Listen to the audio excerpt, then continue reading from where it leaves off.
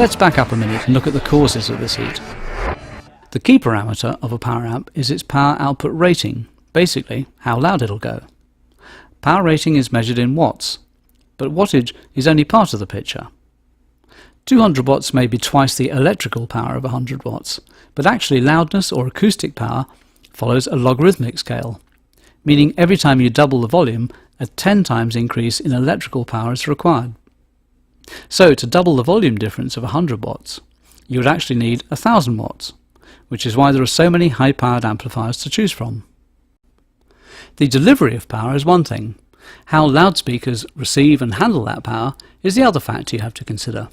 And this is a question of the impedance of the loudspeaker, which is measured in units called ohms.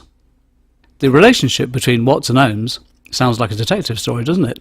Not only determines how loud your system will be, but also whether or not your amplifier's heating will be manageable. Impedance is a measure of resistance that the loudspeaker system presents to the amplifier. Higher impedance will translate to lower wattage, while lower impedance means higher wattage. A lot of amplifier advertisements, you see, have power ratings done at very low impedances, which makes it look good on paper, but actually is pretty misleading about the actual usable power that you're going to have at your disposal. So why not have all loudspeakers running at super low impedances? As with most things in life, there is a balance. If the loudspeakers have impedance ratings that are too low, the amplifier might not be able to effectively power the system without generating too much of its number one enemy, heat. And if the impedance is too high, the path the signal flows through will be too restricted.